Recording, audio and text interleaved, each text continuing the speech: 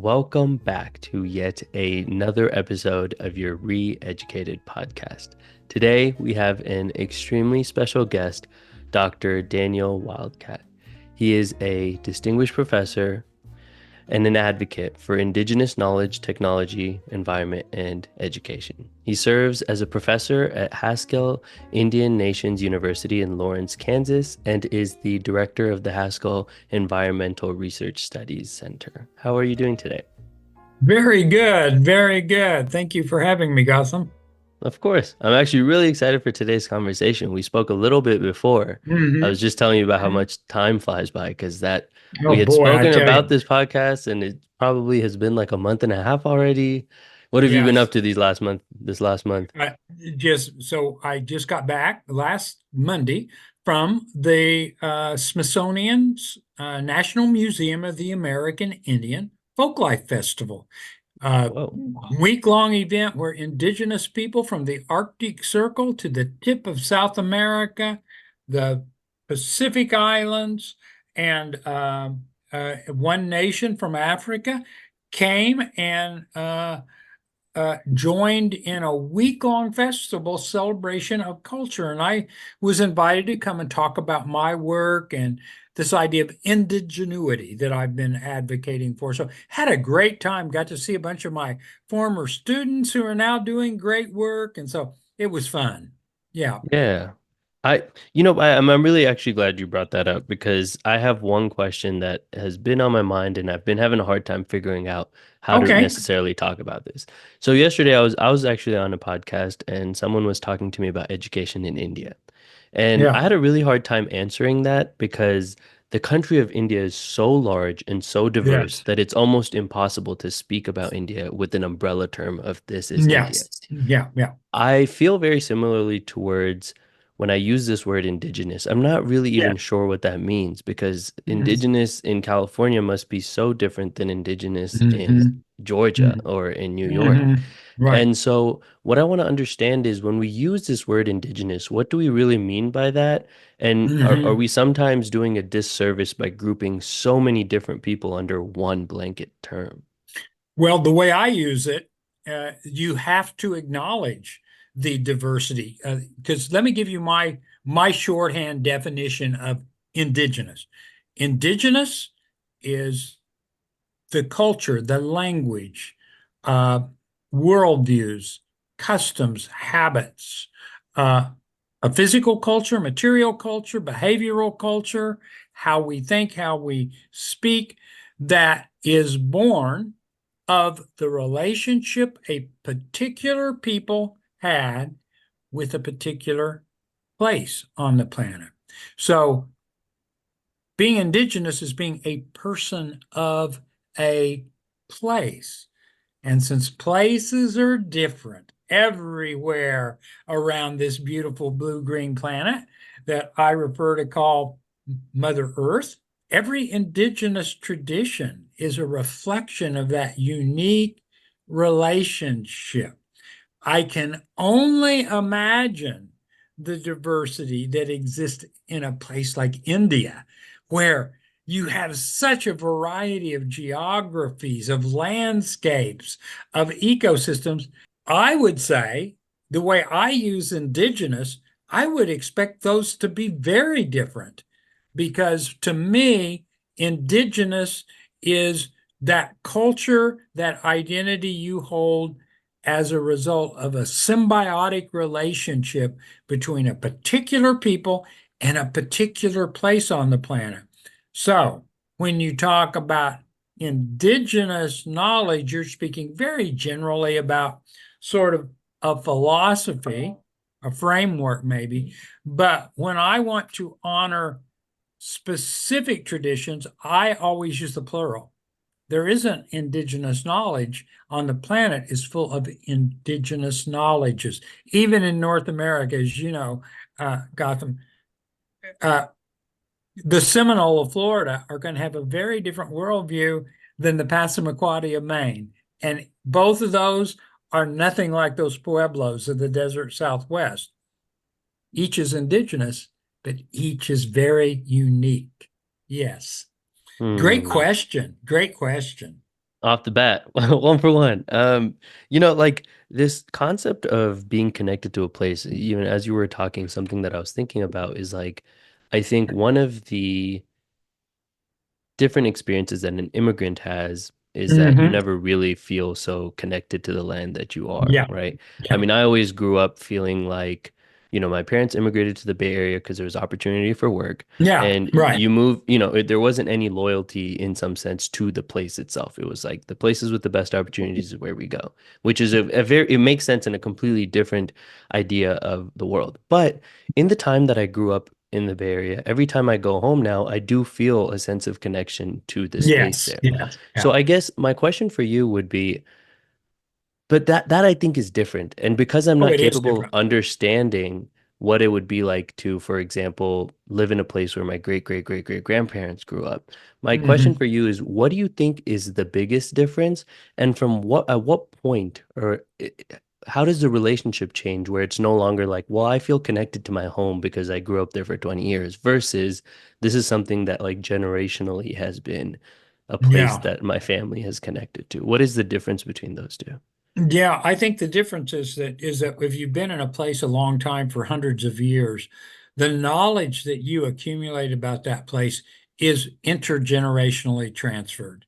In other words, if you had, let's just say, your mom and dad or your family had immigrated 200 years ago, you would have a much richer sense of that place, not from history books, not from school, but from your family. Your family would have given you a lot of stories about what happened about that place, how it happened, where it happened, when it happened, who was involved, what they thought about it, what it meant to the family.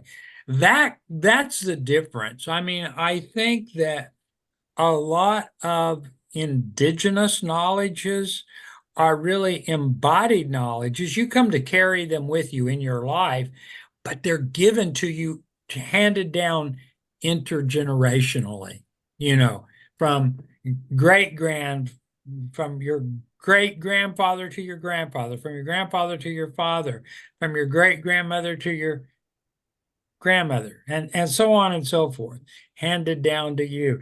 And I think in a lot of modern societies, we lose that because we are so geographically mobile, we really don't learn about places in that deep experiential sense that our ancestors did. Now, we can get very deep on this very quickly, but let's just note this too. The nature of our environments have changed tremendously.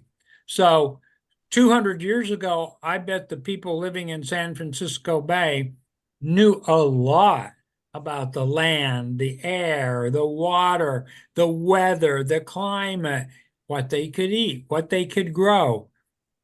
Most people in San Francisco today don't worry about any of that because they've got an app on this that'll tell them the weather, that'll tell them where the streets are they need to go on to get to a certain place.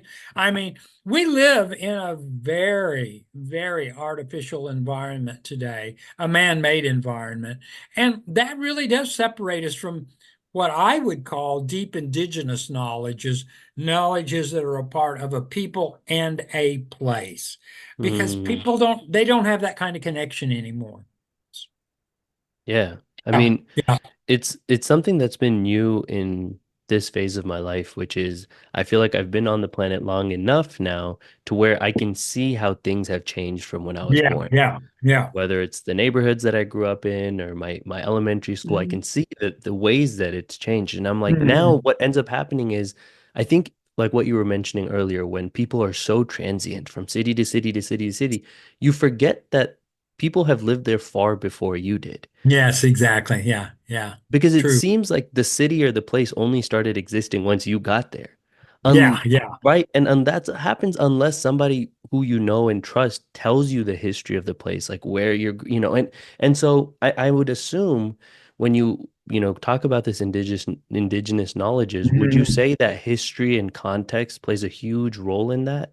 Oh, that's I mean, another way of thinking of indigenous knowledges is to say they are, now follow me on this, deep spatial knowledges. They are knowledges about a particular place and the relationship of a people to that place that,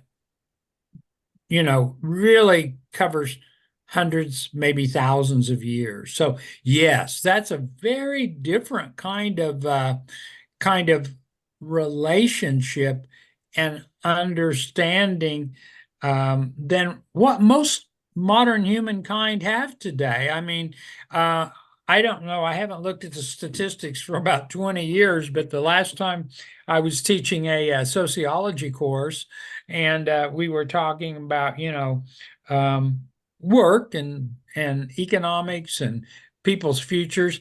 At that time, the Bureau of Labor Statistics said, this is 20 years ago, said most college students will in their adult life move 6 times Wow. for their work. Uh, you know, okay, some places it might be a short move. It might be just across town, but it's a move nevertheless.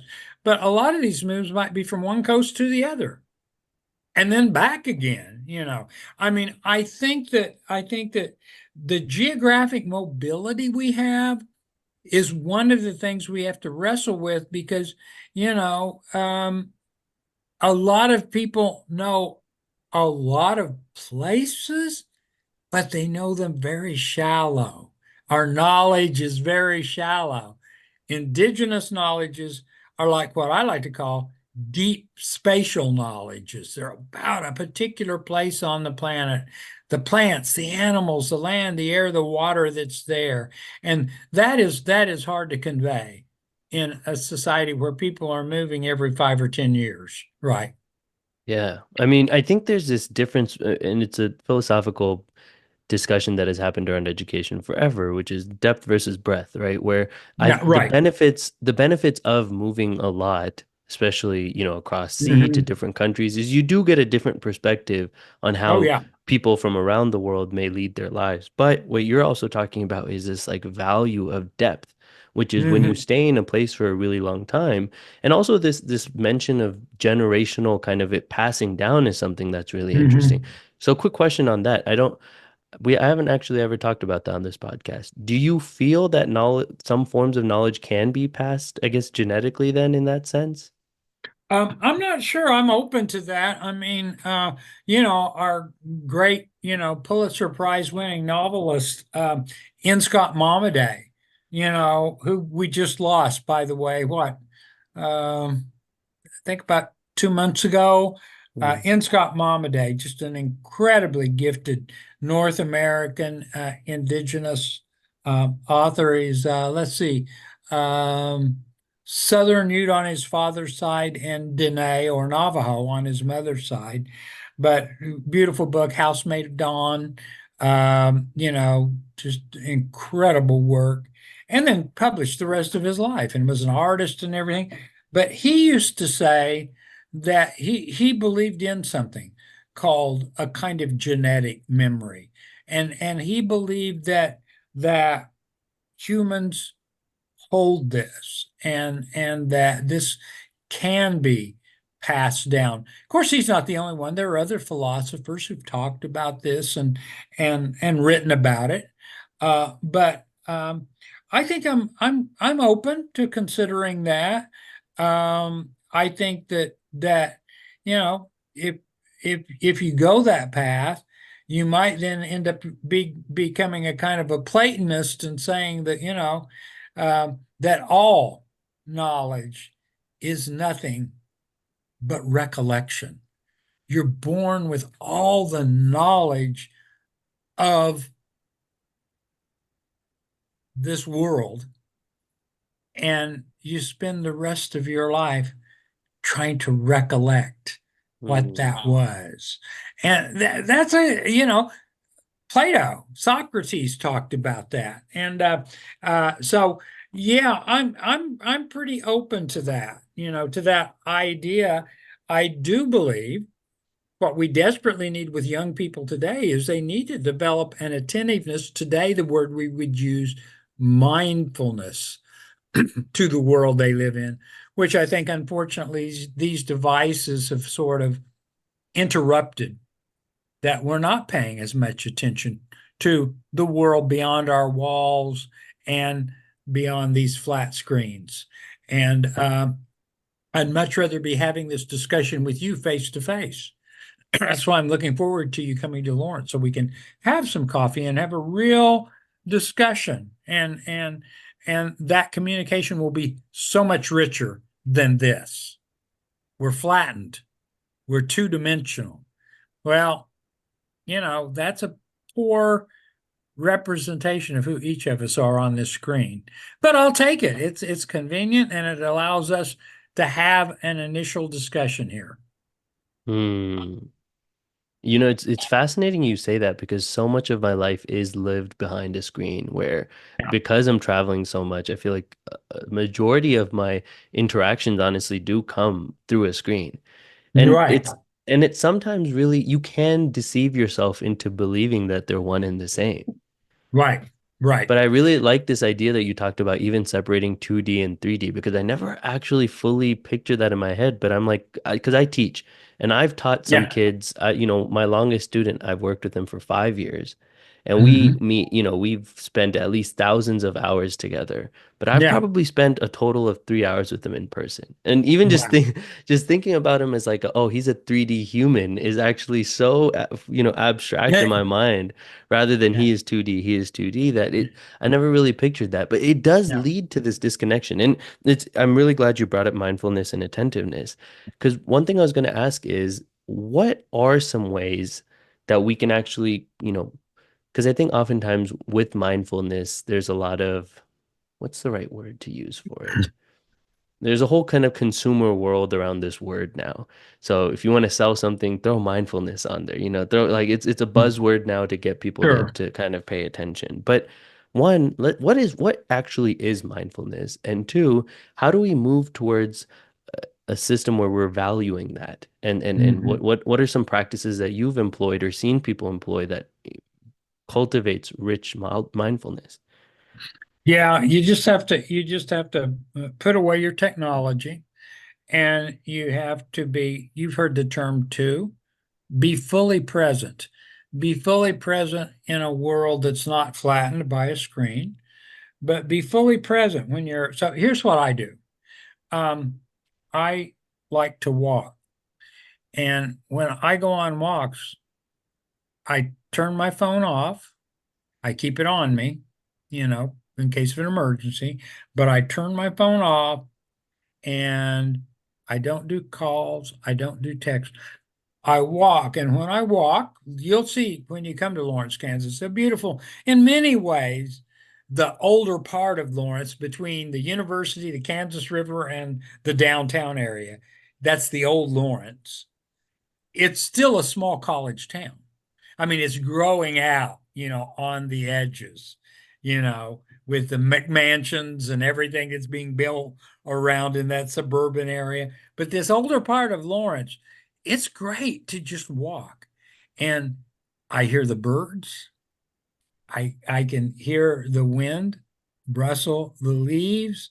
And it just reminds you what a small part we are of this beautiful, magnificent creation that you and I had nothing to do with. You didn't have anything to do with that earth you're standing on, that water you're walking by, if you're walking by a river, a lake, or an ocean. And I think to me, mindfulness is learning to be attentive with your senses, all of your senses. And if you're really good at it, it just gets to be second nature. You don't even have to think about it. You just are present.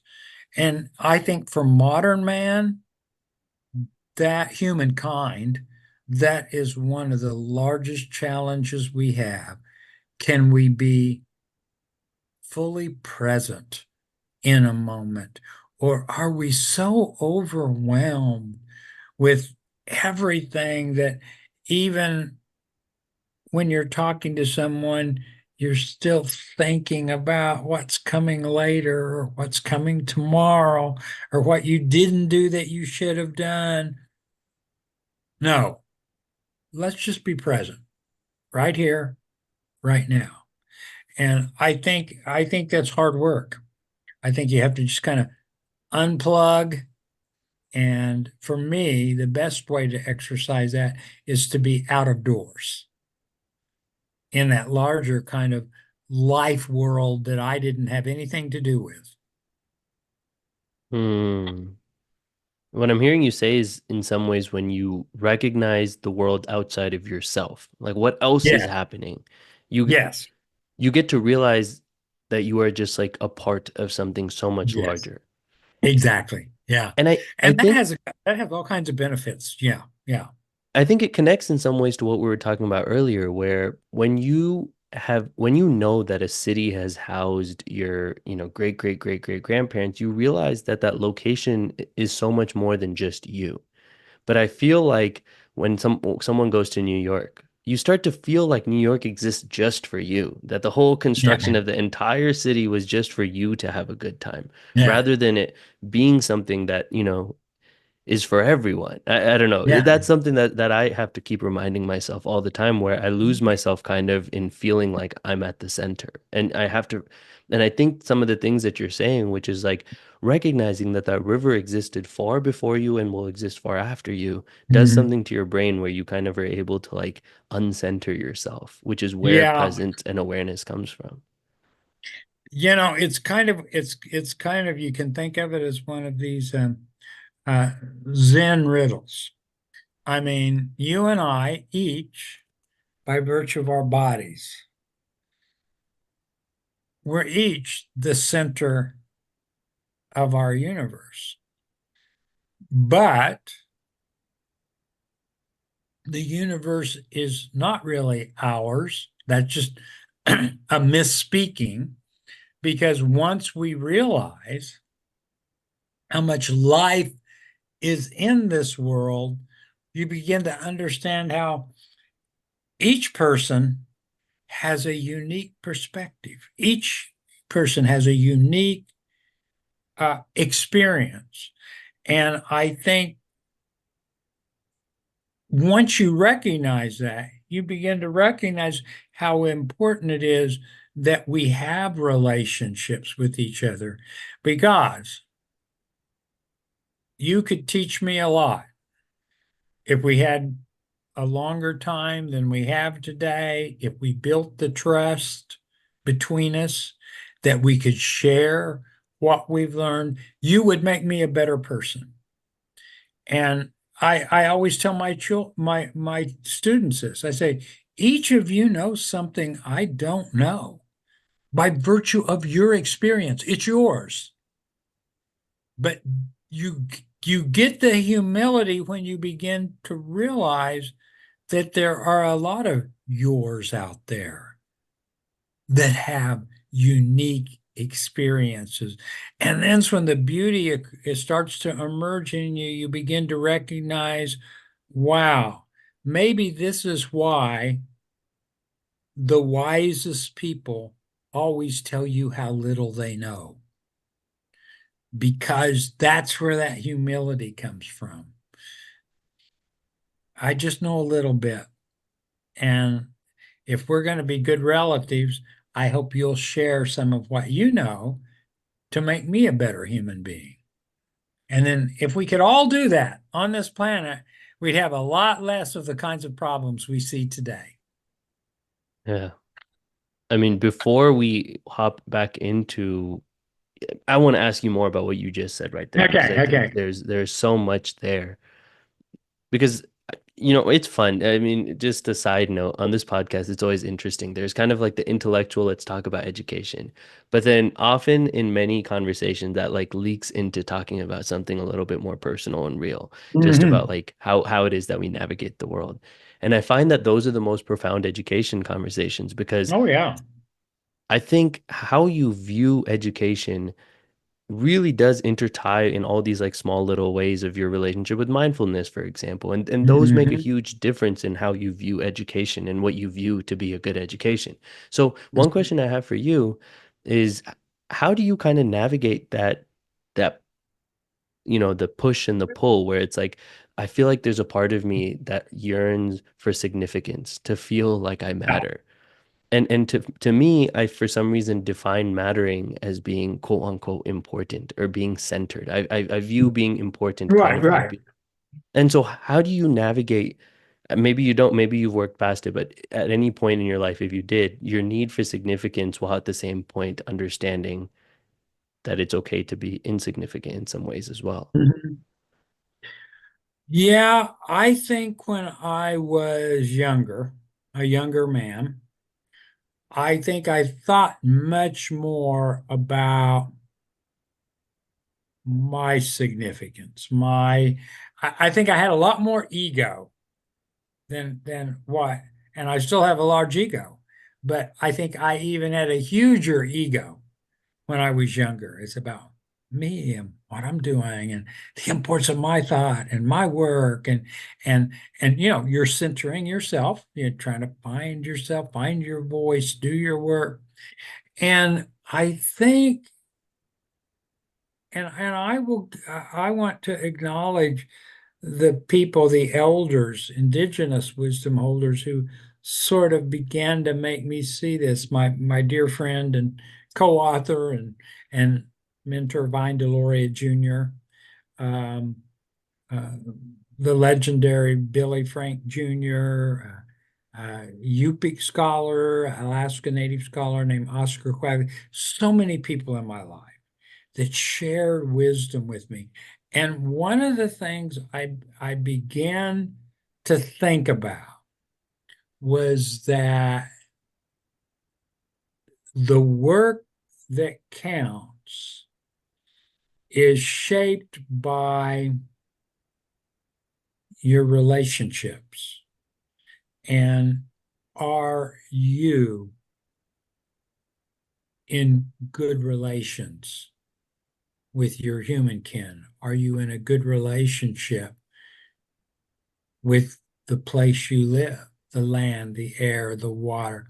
And this idea of what some people, and I've adopted this term, right relations, gets to be the important question.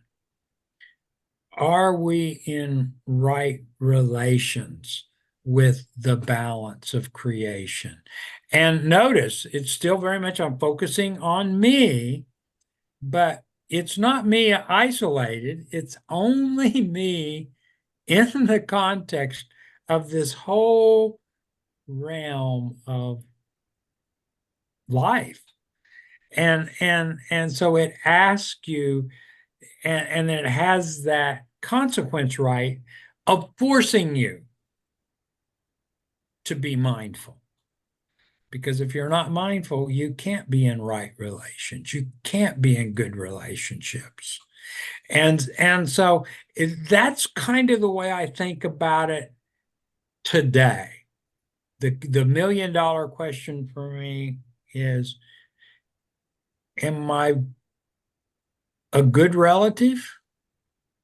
Am I going to be remembered as a good ancestor?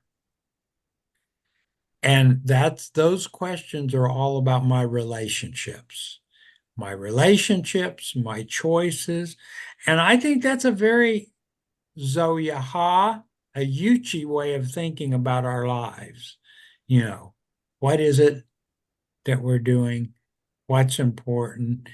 And why does it matter? Or why should it matter to you?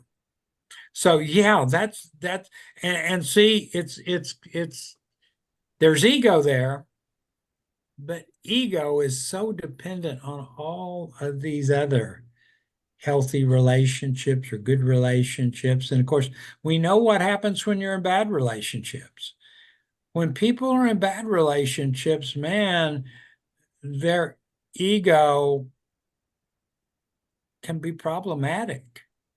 You know, maybe you're in relationships that so damage your ego, your sense of self, that you overcompensate by being so full of yourself that you hurt other people. But we're tangled up in all of this. And so, yeah, that's kind of where my thinking is about that today. Hmm. Yeah. That I mean, being centered turns out to be grounded, well grounded, and that by that I mean really mindful of all those relationships that have made me who I am. hmm. Yeah. I mean, I was watching this movie yesterday where the quote of the line was, "For the lion to be the king of the jungle, you need a lot of other animals who are willing to like let the lion be the jungle. You know, or Yeah, let there the you go. lion be the king, right? Like, it's like Yeah, I think yeah, yeah. The king, yeah. there's Yeah, something true. beautiful about that, I think. There Like is. There is. There to is. feel important means other people are allowing you to feel important. So there's an Exactly. interconnectedness even in all things that come with ego. Mhm. Indeed. Yeah, well put. Yeah. Yeah. And so a lot of your work has to do with the environment. And so Mhm. I'm very curious how you became interested in working and kind of having a lot of Mhm. your thoughts and things be related to the environment. And then I'm Mhm. curious how your your teaching kind of ties together indigenous Mhm. knowledge and environmental science. Right, right. So again, if you're fortunate, as you accumulate years in this world and this life, hopefully you begin to get some circumspection, maybe even if you're lucky, a little bit of wisdom about what's happened. And, I probably would have answered this question even 25 years ago differently than I do now. But as I've really thought about how did I get in this strange path, this work that I'm in now that has an international footprint, not working just nationally, but internationally, and writing on topics, indigenous knowledge, the earth,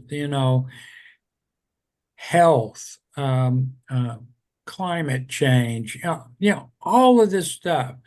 How is it, and I began to realize how important my maternal grandmother and grandfather were. They were, and again, I'm in Kansas, where today farming means you own, 4 sections of land, thousands of acres in western Kansas, a computer operated combine, and you're harvesting wheat. Um, my grandparents were little subsistence farmers. They had a garden. When I was very young, they had a milk cow, they had a pig, they always had chickens, and they had a garden. A garden that was probably, I would say, a half an acre in size. Now, when I went out to work with them, they were in their my grandma must have been in her late 60s, and my grandfather was in his 70s, well into his 70s. And they worked this half acre of land. They had some peach trees. They had a cherry tree. They raised chickens. They grew corn, beans, squash, watermelons, tomatoes. And guess what? They harvested that little garden.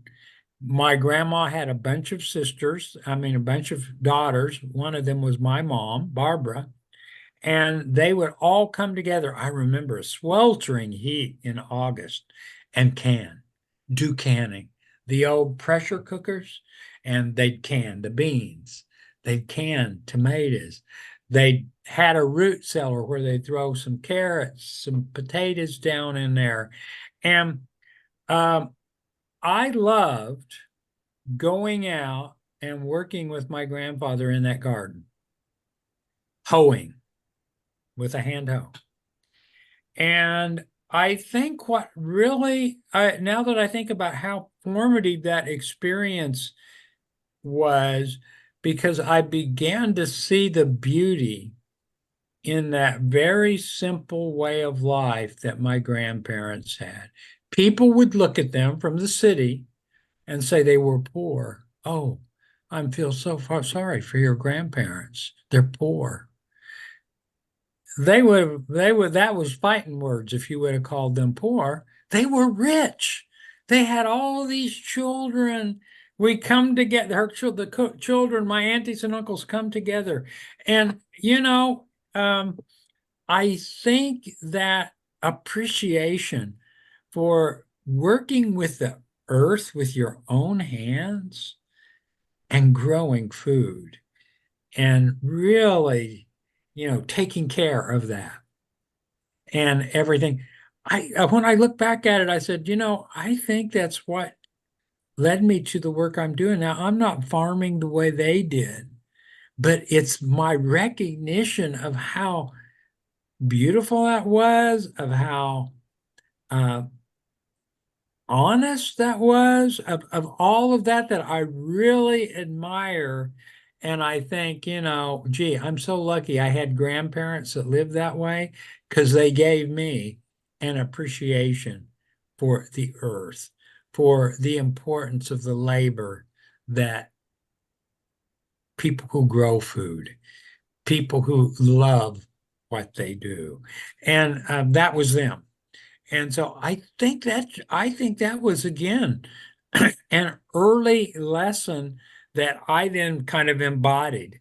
And then in my work, started thinking about, okay, in the world that's greatly changed, there aren't many farmers like my grandma and grandpa anymore.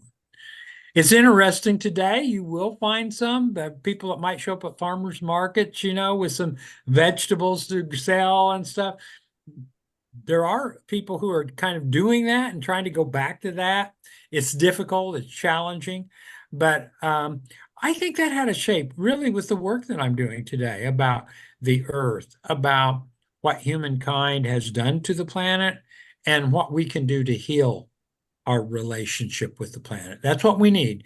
We need a period of healing right now. Hmm. And what does that look like, that the healing? Yeah, I think first of all, it's going to have to come with a recognition of harm and trauma that has occurred on the planet. Um, I think,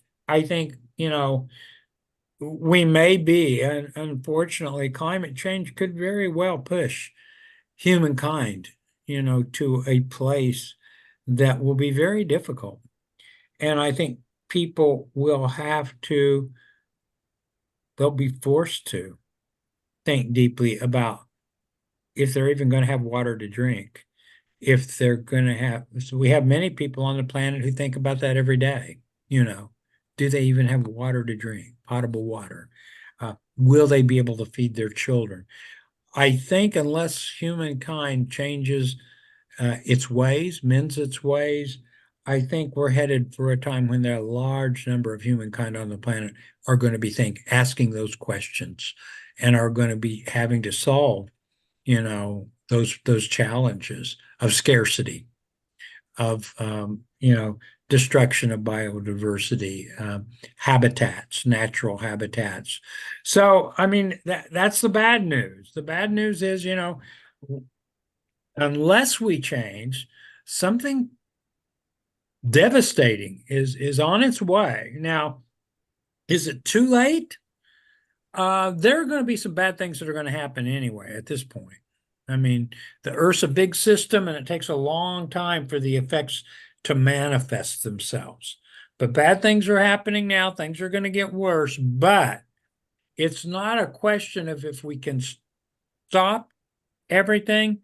Maybe by just doing some small things, we can minimize how destructive the future will be.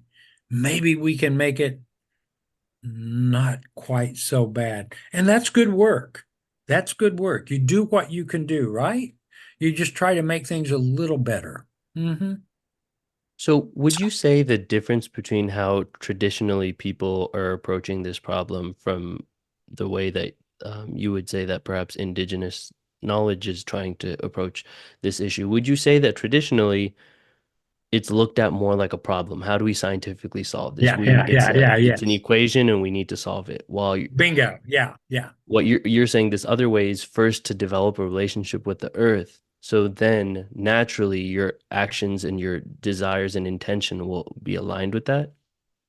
Absolutely. That's a good summary. And I'd add to it this, that first way of thinking tends to too often default to sort of like a machine-like view of the world.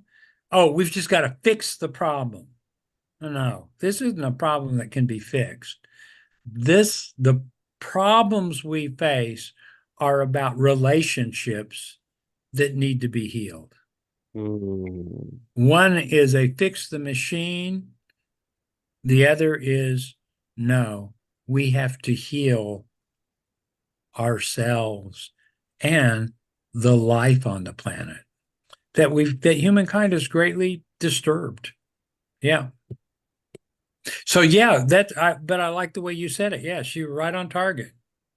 And so this healing is something that's really interesting to me because I mean, it's something, even the word heal. So I don't know, it sounds good to even say that word out loud. Yeah, yeah. Um, so how would you say in your classroom you facilitate healing? That's a hard thing Hmm. to do. Hmm. Yeah, I try to keep it really simple. And I say just think about things you can do that show you're not taking the life on the planet for granted.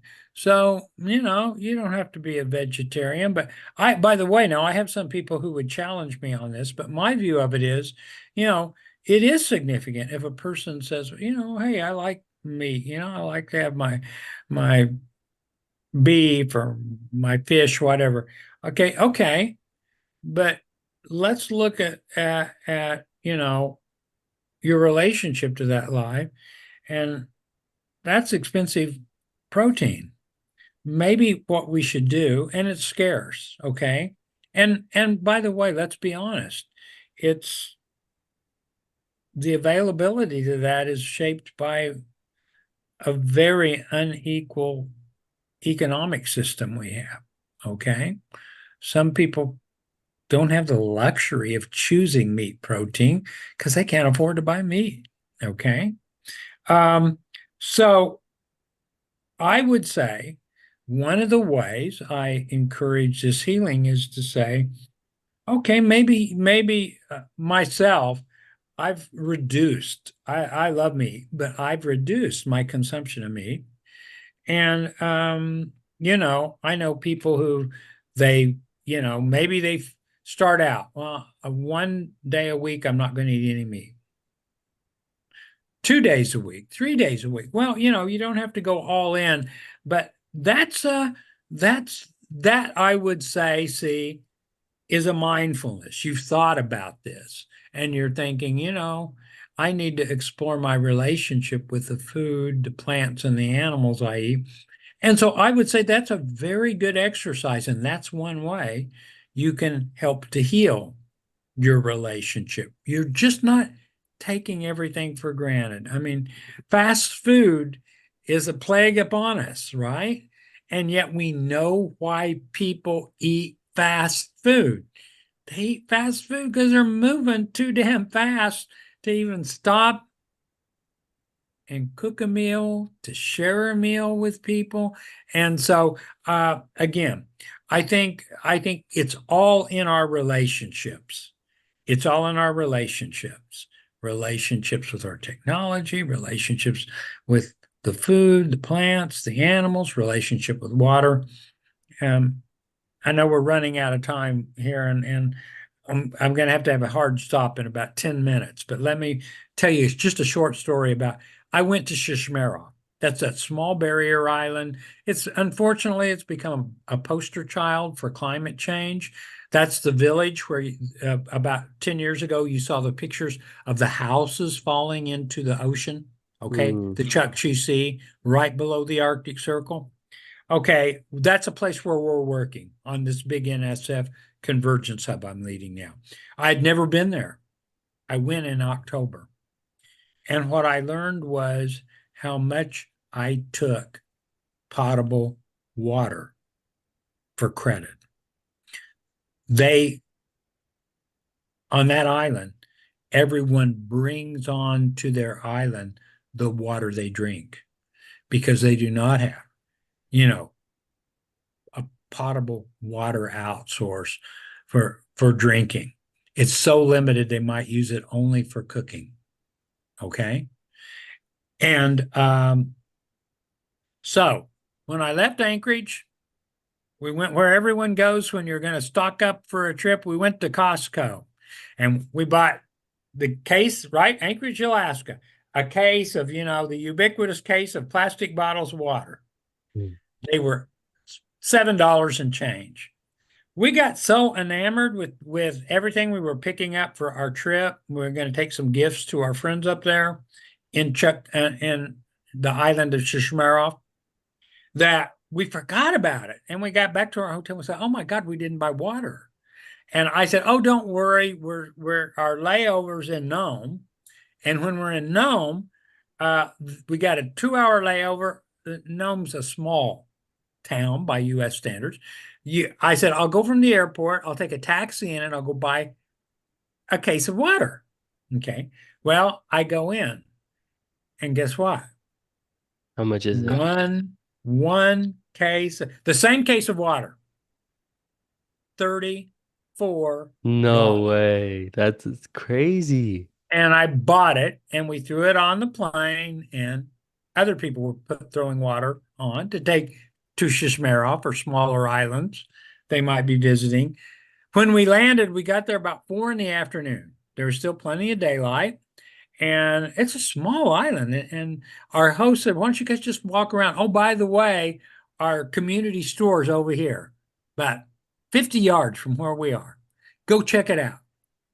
So we went over there. My co-investigator, Dr. Paulette Blanchard, and I, we walked over there. And I told her, I said, we went in there. I said, "I'm going to go look and see how much water it is." So I asked the woman at the front desk, I said, "Hey, where's your water?" She said, "Go way back there in that back corner." I got there. Same case of water, $55. No. Wow. And when I came back from that trip, what I told my wife, as I said, "I'm sorry, but I'm not washing our cars anymore. Water's too precious. The rain will, when it comes, it'll take the dirt off the car. But I'm not washing our car. I'm not going to waste that water. $3.50 for 3 minutes to rinse off the car. It's too valuable." And and so far so good. I've been tempted a couple times. Boy, that car's looking awful dirty. I got to need to go wash it. No, I'm not doing it because I'm thinking about places on the planet where they don't have that access to water. And I mean, so again, I learned something that trip, and it was a valuable lesson to me. I've been really thinking a lot more intensely about my relationship with water. Mm. Mhm. So if we had to summarize this whole conversation in one word, I feel like what's staying with me is relationships and the importance of relationships. And when that's the focus, your actions itself become motivated by a different modality. And I feel like, yeah. Absolutely. Absolutely. And you're no longer spending all your hours on, your iPad or your phone trying to find the best deal for this or that tennis shoe or this or that thing, and then you're going to do a transaction. This idea that we've got a lot of people in our society who have decided that all relationships are transactional, I feel so sorry for those people because relationships are much deeper than just mere transactions. And the best relationships you don't go into asking, "What are you going to give me?" The Mm, best relationships are the relationships where you just go in to understand something, to learn something, to Just be there and see what happens. So yeah, you nailed it. I mean, if there's one thing I'd want to convey is that deep relationality that is the embodiment, I think, that is so fundamental in so many indigenous worldviews, our philosophies, and therefore our education is guided by that framework. That Mm-hmm. is the key to understanding an indigenous framework. And I'll give you 3 quick points and then I'm going to have to go. So think about it this way. I would argue that where modern science and indigenous wisdom meet today is in this premise. We have to disabuse ourselves of the falsehood that we live in a world full of natural resources. We don't. We live in a world full of natural relatives. Isn't that what modern DNA science teaches us? We are indeed, all life on this planet is related. That's point one. Point two, if you think that way, we can then realize that we've been a little one-sided in our notion of the body politic and what should guide us, that we are not only guided by a respect for unalienable or inalienable rights, but that we have to make sure those are coupled with the recognition of inalienable responsibilities. Mm. When you live in a world full of resources, we waste so much time arguing who has the right to use that resource. When you live in a world full of relatives, you don't argue about who has the right to use your auntie or your uncle or your grandma or grandpa. You ask, what are my responsibilities to be in that family relationship with those relatives? And so we move from natural resources to natural relatives. We counterbalance inalienable rights with equally important inalienable responsibilities. And then we can start to move forward, not in an anthropocentric definition of progress, where we use technology to make our human lives more comfortable, more convenient, and build our bank accounts with capital gains. But rather, we say, the good life is about this. How can we build systems, humans, work with our natural relatives to promote systems of life enhancement on this planet? Not just human life, but wouldn't it be good at the end of the day if we could have fed ourselves, if we could have housed ourselves, if we clothed ourselves, and we said, at the end of the day, we haven't done anything to degrade the soil, the air quality, the water quality, because we are living in right relations with our natural relatives. And that's a pretty good project, I think. I want young people to get fired up about that. And that's the work I'm engaged in now. Thank you so much for being on the show. I really appreciate all of that. Thank you. Well, thank you so much, Gautam, for the invitation. And I look forward to seeing you when you get to Lawrence, Kansas, okay? Most definitely. And that brings us to the end of our conversation. I hope you enjoyed it as much as I did. Thank you again for listening and making this process so much more enjoyable. If you haven't had the chance to already, make sure to subscribe to the podcast on Spotify, Google, and Apple Podcasts to get the latest updates on new episodes. If you've been learning useful information here, feel free to leave a review as well. A little bit goes a long way in spreading this podcast. And have a wonderful day. And as per usual, stay re-educated.